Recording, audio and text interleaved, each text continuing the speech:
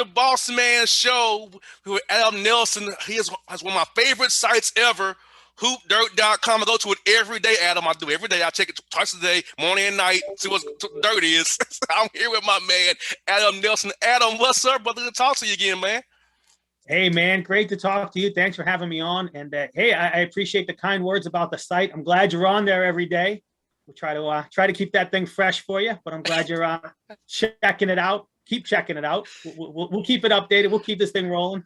Every day, all day, man. Check it out, hoopdirt.com. Now, Adam, we'll start off with the weird thing that happened with Bethune-Cookman with Dominique Taylor, where he got screwed, man. And Thea's coming in July 3rd. You know, the kids can't really go anywhere unless you get a waiver. He recruited the whole team, kept them there intact after Ryan Ritter went to UT Martin. Then you screw the guy. So talk about that. And for being a former coach yourself, how ugly that looks for guys who may want to come there in the future. Terrible, man. Terrible situation. Dominique Taylor, you said it, man. He got screwed. Absolutely got screwed. You know, Ryan Ritter leaves March 30th. That's a long time, right? He's been gone since March 30th. Dominique's holding down the fort. You know, everyone thinks he's going to be the coach next season, recruits that whole team, does a really good job. And then, has the rug pulled out from under him on July 3rd. Like you said, guys can't transfer. It's going to be hard to get a waiver. And, you know, man, and it's nothing against Reggie Theus. I mean, he's obviously done a lot, you know, good player. He's coached in the NBA. He's coached at the college level. But, you know, they hired him as the athletic director, too. I mean, that's a lot. That's a lot of responsibility. Oh, yes. You know, especially this late, you know, if you're a player, it's hard to go there, man. Like, you know, your coach is also the athletic director. So he's not 100% committed to your program. The way they shook down is a really, really bad look for the school. And you know, this has happened a couple times over the last couple of years with some really good guys, some good assistants that have kind of been let go last minute. July is a really hard time for Division I coach to find a job. You know, the recruiting period has started. Guys are out there recruiting. Guys are out there grinding.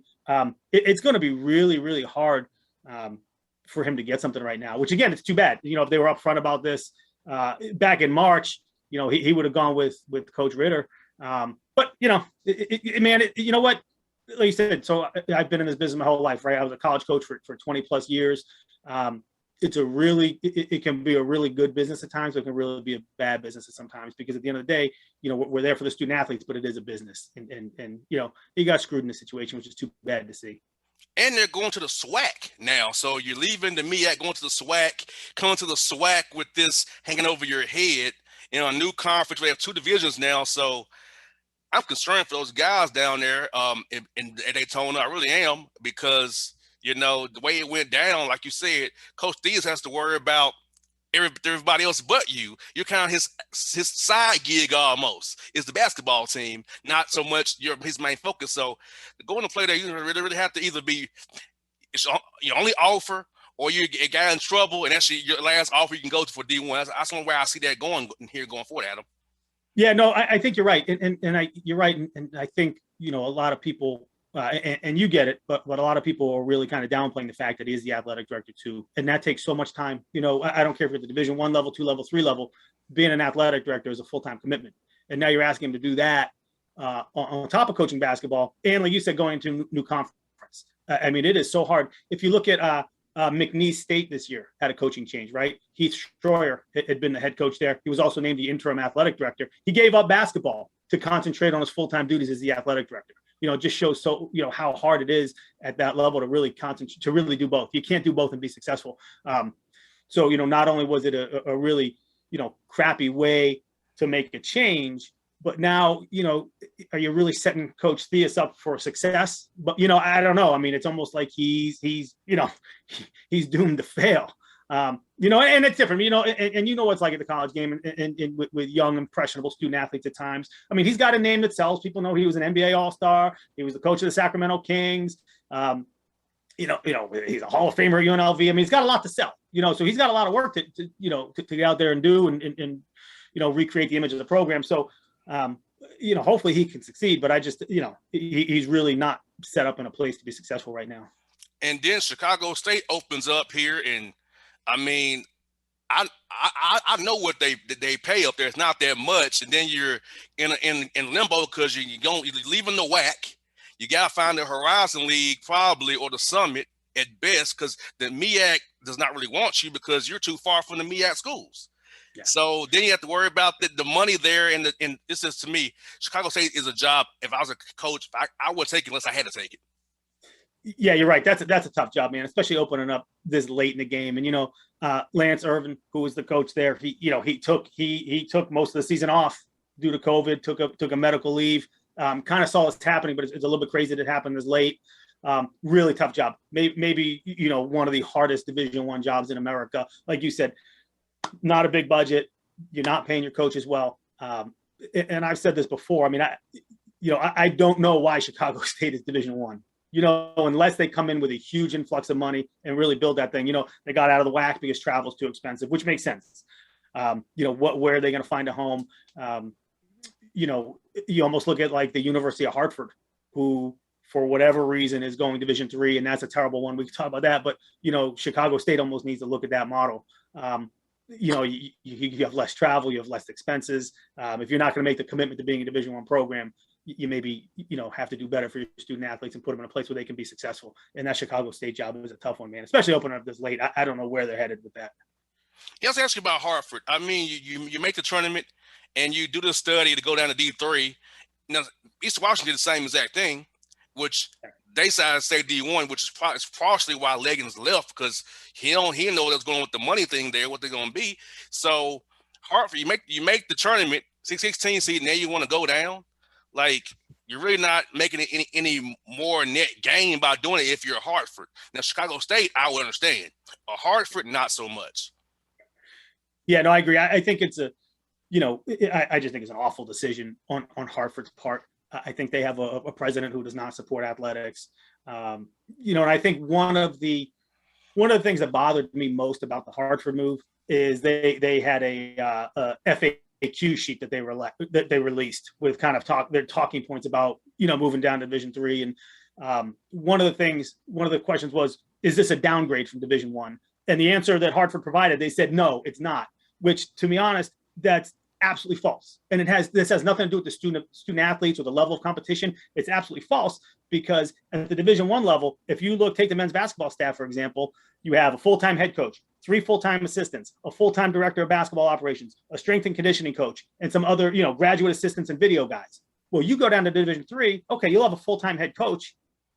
Maybe you'll have a full-time assistant, and that's a wrap. So talk about so that is a downgrade. Look at all the staff you just lost. So that's the problem. And it's not just losing the scholarships and the revenue and the money they pay for the scholarships, but it is a downgrade.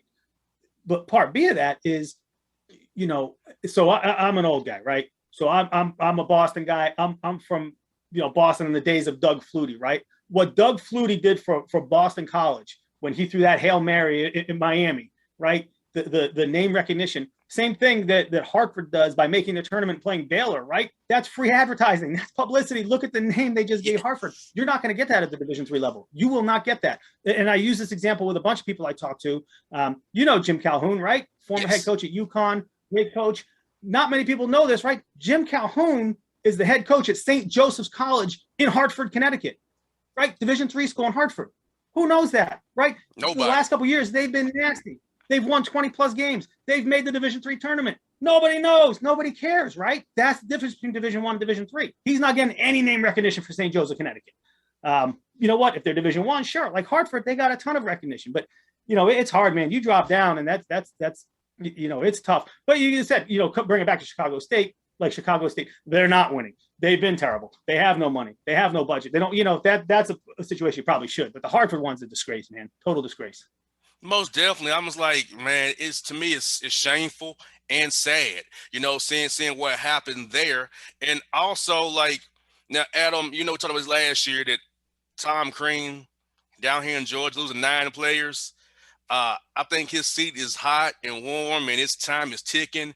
He hasn't really made any relationships here in Georgia, to be honest with you, because I know that firsthand. And I don't know why Georgia hired him first and foremost, but what are you hearing about Crean's status going forward here? Yeah, I think as you know, I mean, you're down there in Georgia, and I think a lot of people talk about it. I mean, this is a really big year for him. You know, it was obviously a really interesting hire from the start. And by all accounts, listen, he's a really good guy, and he works hard, and he's definitely had some success. But man, it was an interesting hire from the start, and this is a big year. You know, I think COVID maybe got a lot of guys a little bit of a break last year. So there's a lot of guys like Coach Crean that are going to be kind of rolling into it next year with, like, you know, you got to win. You know, so I think there's a lot of guys, and it's early. I mean, it's July of 2021. So that 2022, that March 2022 hot seat, starting to get a little bit more clear. But I think Tom Crean is one of those guys that will have to win some games. But we'll see. I mean, you know, kind of going back to the hot seat thing, though, look, this year was nuts. We said, you know, COVID, maybe it saved him, maybe it saved some others, right? This year, there were 60 Division I job openings, which is nuts. You know, especially with COVID. Like, I didn't see this coming. I said in February, I put 37.5 as the over-under on job openings, right? In a typical year, there's like 56.5 Division I job openings. I thought it would be lower because guys are going to have a break because of COVID, but it wasn't. Like 60 changes. That's a lot. That's over the average. So, you know, so as I'm saying, like, some guys like Coach Crean maybe get saved. I don't know. So it's going to be weird to see what next year brings. You know, like, is next year just going to be absolutely nuts because those guys that did? I don't know. So it's going to be it'll be wild next March, I think. And I was shocked, you know, that Rodney Terry, a friend of mine, and Ogden left to go be assistant coaches, because you and I were talking about this before. I'm not taking any kind of money or go be a co-host again. I'm gonna run my own show. I'm not co-hosting ever again in my life. No, I don't care how much we pay me. I'm not doing it. Yeah. How about that, man? You know, like, you know, that was like a trend this year where you had, guys that are Division I head coaches taking Division I assistants jobs. And that thing that Chris Beard is building in Texas is crazy. But, you know, at the end of the day, go be an assistant at Texas, have a chance to win a national championship, sure. But, man, it's different being a head coach. And like you said, you can't give that up. You know, I spent the last 15 years of my career, right? I was a Division III head coach, right? And you know, this is all I do. I talk to coaches all day, every day. And I've had some opportunities to get back in as you know, Division I assistant. I don't care what. I'll never be an assistant again. You know, it's so much different when you run your own show. It's so hard to be an assistant. So, you know, I don't know. I mean, you know, does it provide a little bit more job security because you're taking something new and maybe you can be there for a few more years and parlay it into something? Maybe. I mean, there's a lot of reasons guys do it, but it's really hard, man, to go from being the boss to not being the boss. Exactly. You know, Barrett Peary did it. You know, thankfully they kept it in the house for the most part with Jace Coburn, Greg Young got it at Arlington. Now they did hire my man Joe Golden for UTEP. My guy Joe Golden, all the energy he has. But it's like, they promoted Brett Tanner there. So it's with Raleigh, Eastern Washington promoted. So I was shocked to see a lot of the guys promoting from within this year. They keeping the continuity going rather than starting over fresh with a whole new staff this year coming in. Yeah, I think, you know, that's a good point. You know, the guys that you just mentioned, you know, they've had success in their programs as assistant coaches, you know, so it's easy to promote them and try to keep that thing going. You know, even Mark Adams at Texas Tech, you know, when you've had success, you kind of want to keep that going. You definitely have the player support. It's an easy move for an athletic director. And I'm glad, you know, and that's the one thing I like to see in this business is when those assistant coaches who have been there and been part of a good program get the bump. You know, it's hard, you know, some of those programs where you get canned, you know, like, tell you what, like Binghamton's an interesting example. Binghamton fired Tommy Dempsey in March, and they promoted Lavelle Sanders, who's one of their assistant coaches. You know, they promoted him to head coach, and you don't see that a lot where the guy gets fired and then they promote the assistant. You know, so you know that was kind of like an anomaly there, but it's good. You know, in those programs that are good and those programs that are win, you know, you want to see those guys get the bump. And like, you know, what Joe Golding did at Abilene Christian's amazing, man. Like, he deserves all the credit for getting that thing turned around. He deserves getting a job, and Brett Tanner deserves to get bumped because he was there the whole time. So it's nice when ADs actually recognize, you know, the assistant coaches that are in the background really getting it done. It's nice to see those guys get promoted. Yeah, and you know, I was shocked that my man Fig went to UT Grand Valley after Lou Hill passed away. But I get it. It's the WAC over the OVC. I understand it, but I was shocked to hear Fig to Grand Valley. I'm like, wow. Yeah, that's one of those weird moves. Like I heard that name, probably 3 or 4 days before he took it, and I heard it. I was like, nah, there's not a chance, because you kind of look at it from the outside, and it's like a little bit of a lateral move. Who knows? But guys have a reason for going. Like I said, you move like that, you're going to get yourself a few more years of job security, starting somewhere new. But that's a hard job, man. It's a hard job taking over for someone like Coach Hill, who tragically passed away. Really good guy, really great guy on campus. Really, that community embraced him, man. That's a tough one. I was surprised to hear that, but yeah, it's like I said, man, it's a tough business. It's an interesting business, and it's weird to see some of the moves that guys will make to stay afloat in this thing. Now it's a new wrinkle is the NIL now, so now you can get guys in the recruiting trail, get them a deal somewhere. It may not be official, but hey, if I get you a deal here, and with the transfer portal, I can poach your good players if I'm high major, if you're a good mid-major, low-major school. So I've heard coaches tell me this off the record.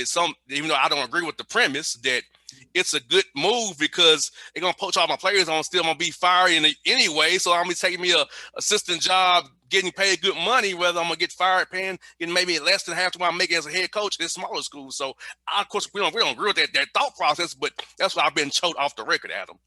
Oh no, listen, I believe you, man. It's a whole new game, man. Like these last 18 months or so have changed the landscape, and we'll just keep it, not just college athletics, but we'll dig in really college basketball. It's changed the landscape. Like you said, NIL, guys able to get paid for endorsements now, it's a whole different animal. But then the transfer portal, like you said, man, like everybody's going in, everyone's poaching players. I've had guys tell me that they're not even recruiting high school kids, really. They're just all over that transfer portal. You've heard guys say, like, some of those mid and low major guys don't want to play a ton of high majors because they don't want to show off their kids. It's nuts, man. It is, there's some days where I miss coaching. I miss being on the floor. I miss recruiting. I miss it.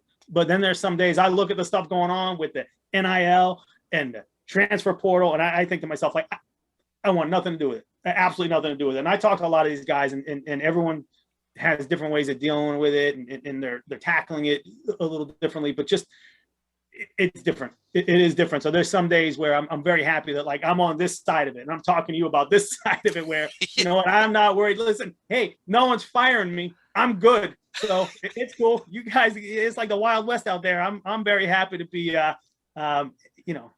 listen, I say something bad to you. No one's firing me. I just misspoke, right? But I go lose some games, I get fired. I don't need that. So it is a crazy new college basketball landscape, man.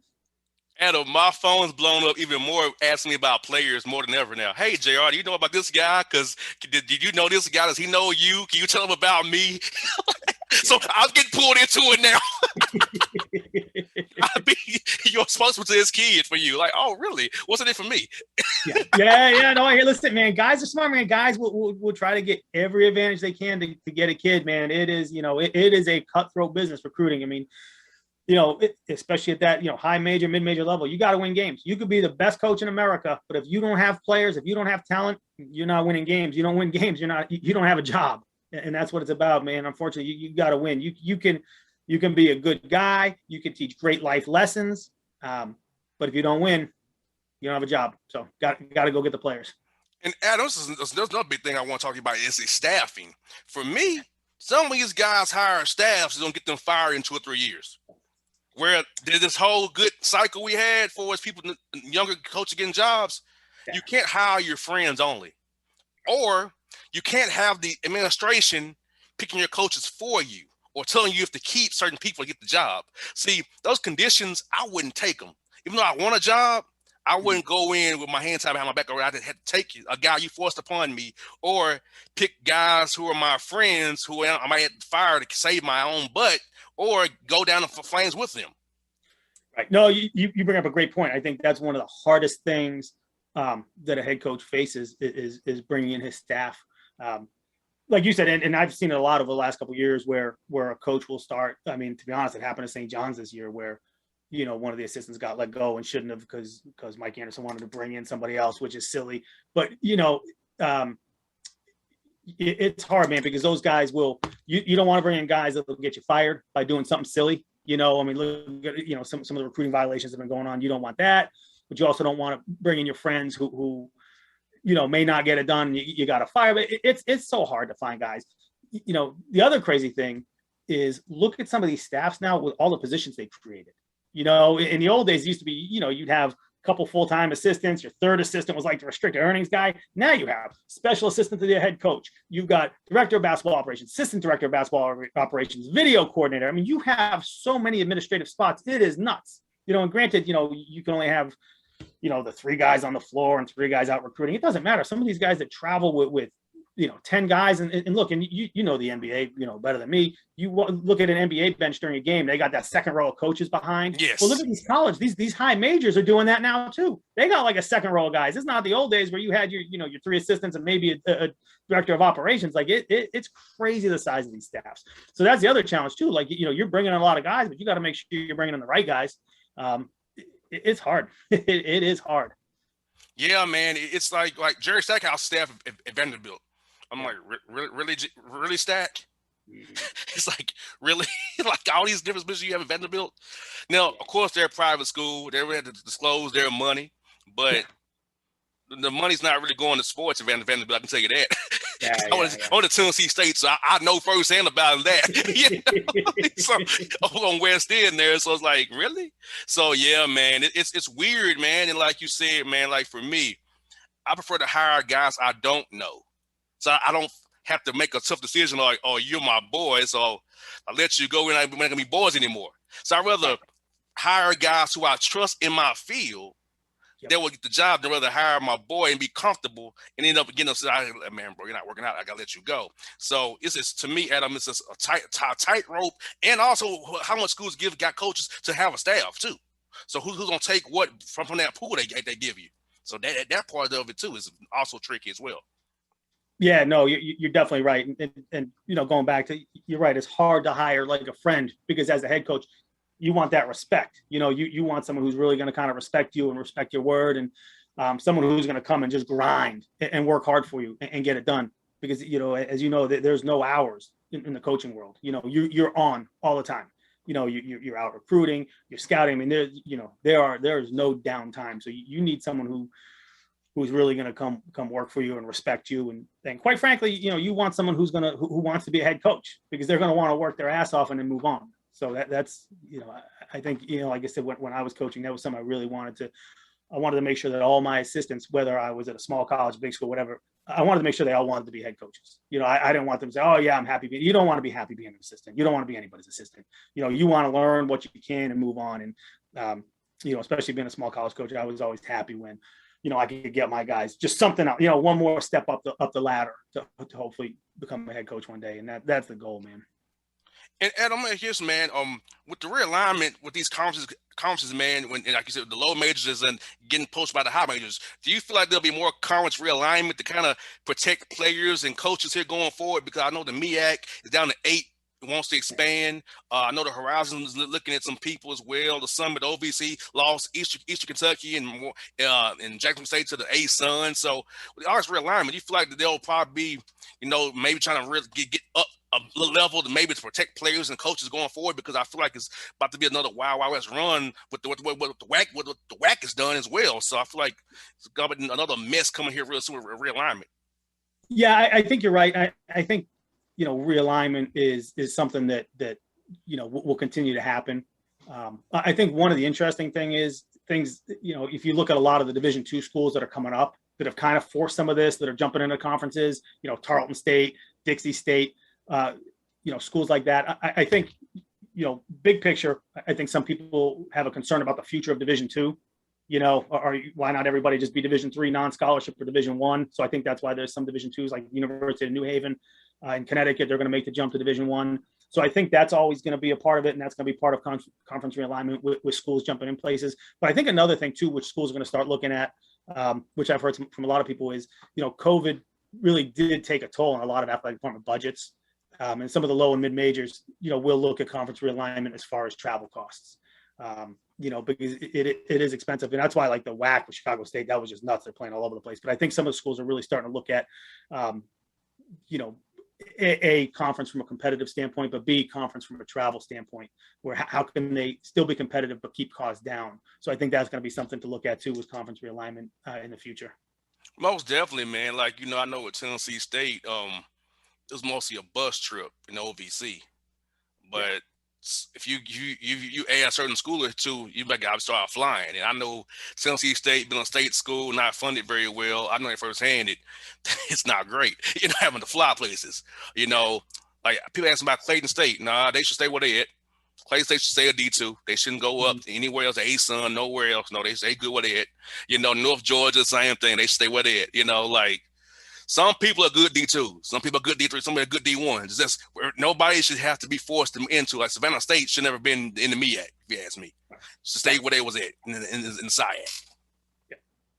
Yeah, no, you're right. And that's why, and it depends. Like you said, you can go kind of on a school by school basis. And like I said, I'm an old guy. I remember when like Binghamton and Albany were Division II schools. UMass Lowell was a Division II school. And they made the move. Now the Division I schools, Bryant College, same thing, Division II school. And that's why like it's interesting, like the University of New Haven going up to Division I. That it'll be interesting to see how that works out. And there's some, like I said, some schools that it's good for, some schools that it's bad for. But then you look at going back to Hartford. Makes sense for them. Not just drop. Why would you drop down to Division II if you want to save money? You still have scholarships, so they're going all the way to Division III. They'll find a local conference where they're traveling by bus and they want to be a little bit irrelevant and sponsor athletics. That's fine. That's what they can do. So it's it's different. It's interesting to see how the different schools handle this in different ways. And Adam, could you explain to listeners here about the difference between D1, which is 13, D2 is 10, but you can split them up, and D3 where it's none at all as far as scholarships? It's different, man. It's so I spent 15 years as a Division III head coach, and recruiting at that level is hard because you're really dependent on the financial aid your school is going to give you. So like the Division I level, like you said, 13 full scholarships. You got 2 guys leaving, maybe plan for 1 guy transferring. So you're recruiting for 3 spots, right? So you're pretty dialed in, pretty focused in. Like you said, Division II, where you can split up some scholarships, give guys half, partial, whatever. So you can kind of play with that a little bit. But then Division III, where you can keep 20 guys, but you don't know who's coming and going. You could have a kid who absolutely loves your school. Coach, you're my top choice. I'm coming. Boom, boom, boom. I'm going to be your star of the future. And then, May 1st, he gets his financial aid package. Says, I can't afford it. I'm going somewhere else. So it's so hard. Division III, like you gotta bring in 7-8 kids every year. You got to recruit 400 or 500 kids every year, where, Division I, like you are laser focused on your needs. But at least you were laser focused on your needs. Now you got this transfer portal and you don't know what's going to happen, but still, it's still a different game where you have an idea of how many scholarships you have to fill, so it's a different game, man. But yeah, all those levels are different. And I said before, and I kind of ripped on Hartford a little bit going to Division III. There's nothing wrong with Division III basketball. Division III basketball is great. There are some great players down there. Like one of my couple years at Suffolk, we had, the second leading rebounder in the nation. We went and played University of Hampshire, Division I school. He had 21 rebounds. You get some great players down there, and you're really in it. It's just it is different because you don't have that scholarship to hold them. You don't have the support staff that the Division I's have. You don't have the strength and conditioning programs. There's a lot you don't have, but man, Division III is a good level of basketball, and I see it a lot. You talk to kids and coaches, and oh no, I'm not going to Division III. Well, have you ever seen a Division III game? Go watch. Those Division III guys, they're still like the first, second, third best guys in their high school team. Those guys can still play. So, don't discount that Division III. No doubt. Adam, thank you for your time as always, buddy. It was fun as always talk to you about the carousel and talk ball with you, man. And I hope it's really warm up there in Boston, man. And I know it's 95 here in Atlanta and humid. I hope it's here up there, man. Yeah, man. Hey, listen, I appreciate having you. I appreciate you having me on. And yeah, it's like 95 up here in Boston too, man. This is miserable. I don't know how you do it in the South all the time. These like 3 or 4 days a year, it's 95. I'm done with it already. I'm ready for the snow to come back, but we'll be all right. I'm scared of snow, man. I'm scared when I hit snow, I'm in the house for a week, buddy. I hear you. You got to come up here one winter. We'll take care of you. I'll show you around. I'll show you the snow up here. Hey, man, I'll tell you a quick story. 2006, man, I wrecked my Cadillac Philippe Wood. I had it tricked out wheels, tinted windows, man. Went to get some wings at them and it was slick outside, and I wrecked my rig, man. So I've been scared ever since, brother. It's 15 years, man. I said, nope, I'm not doing it. Listen, hey, you come up here. Everyone's got 4-wheel drive, no rear-wheel drive Cadillacs. You'll be all right. You'll be fine up here. We'll take care of you. I'll take you up on that, man. I'll do that, buddy. Hey, thank you for your time, brother. Hope you're safe and be talk to you real soon, man. Cool, man. Thanks for having me. I appreciate it. Anytime, buddy. It's Adam Nelson, hoopdirt.com. Go there today. Get your dirt at hoopdirt.com, people.